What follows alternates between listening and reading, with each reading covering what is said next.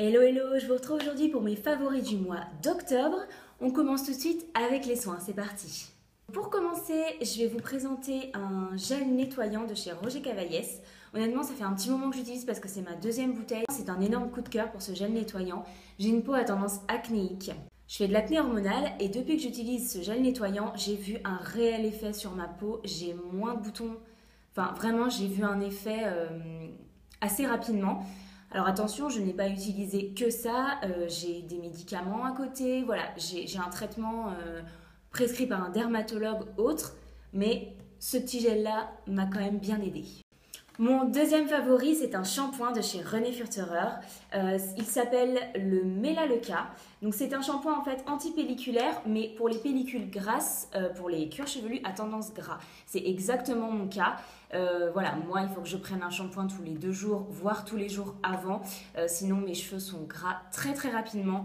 Et avec ce shampoing, j'ai vu vraiment une différence, mais tout de suite en fait. À la première utilisation, j'ai vu une différence. C'est-à-dire que ça m'a reculé d'un jour mon shampoing.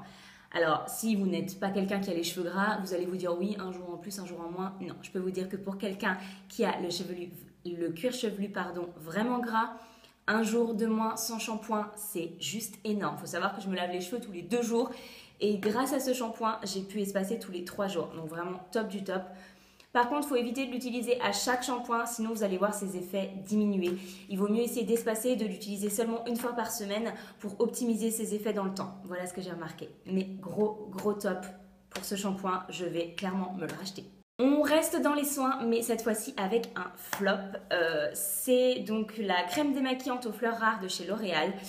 Voilà, pour moi c'est un gros flop, c'est-à-dire que oui, elle sent bon, ça y a pas de souci, la texture est agréable. Le problème pour moi c'est qu'elle démaquille pas superbement bien.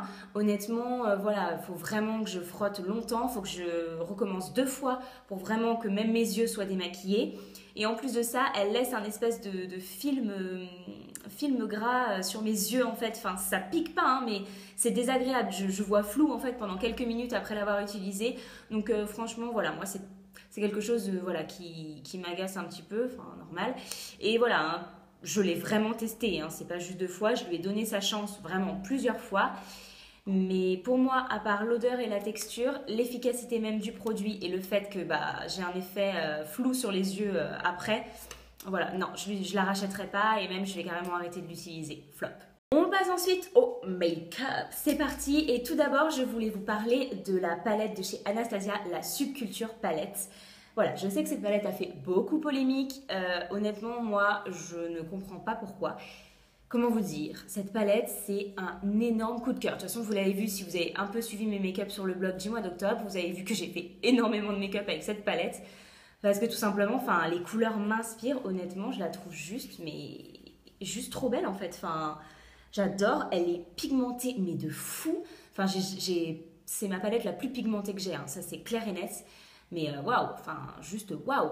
Alors, effectivement, faut tremper légèrement son pinceau dedans. Je dirais même qu'il faut effleurer les fards plus que de vraiment mettre son pinceau dedans. Mais si vous suivez juste ce petit conseil, cette palette, c'est juste de la bombe. De la bombe. Après, voilà, vu les couleurs, effectivement, si vous êtes fan de nude ou si c'est la palette Go-To pour vous maquiller tous les matins, c'est peut-être pas cette palette que je vous conseillerais, mais par contre, pour celles qui aiment s'amuser avec les couleurs et les textures, cette palette, c'est de la bombe. On reste dans le make-up et cette fois, je vais vous parler d'une paire de fossiles de chez Huda Beauty, les Harmony. Si vous avez également suivi mes make-up, vous avez vu que le combo du mois d'octobre, c'était la palette Subculture et cette paire de fossiles. Elle est neuve celle-ci parce que celle que j'ai utilisée tout le mois d'octobre a fini à la poubelle parce qu'elle rendait l'âme, je l'ai beaucoup trop utilisée. Donc voilà, je les ai rachetés comme vous l'avez vu. Gros top, je les adore. On passe à l'highlighter. L'highlighter que j'ai utilisé quasiment tout le mois, je n'ai utilisé que celui-ci, c'est le Moonstone de chez Becca. Donc c'est un champagne, si j'arrive à l'ouvrir. Voilà, c'est un champagne, il est absolument sublime. Voilà, de toute façon c'est clair, j'ai utilisé que lui tout le mois d'octobre. Gros top. De toute façon, gros top pour les highlighters Becca de manière générale. Ensuite, on passe au rouge à lèvres. Alors ce mois-ci, étonnamment, parce que j'ai tendance à porter quasiment un rouge à lèvres différent tous les jours, mais ce mois-ci, je n'ai pas arrêté de porter ce Lime Prime, c'est la couleur Saint.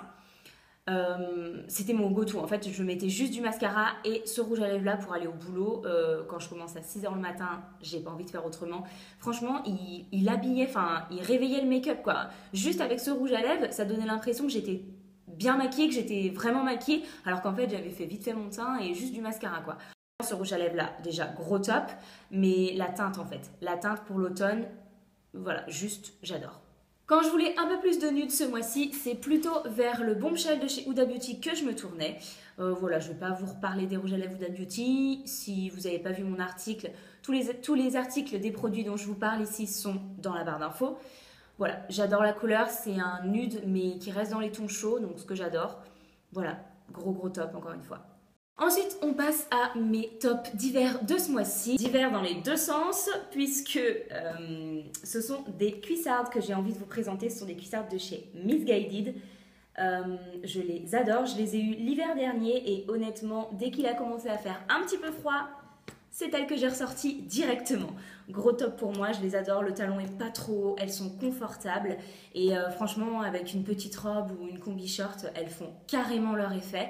Si vous voulez voir le résultat, il y a une photo sur mon Instagram où je les porte, celle où je suis devant le Sephora des Champs. N'hésitez pas à aller voir la photo si vous voulez voir le rendu.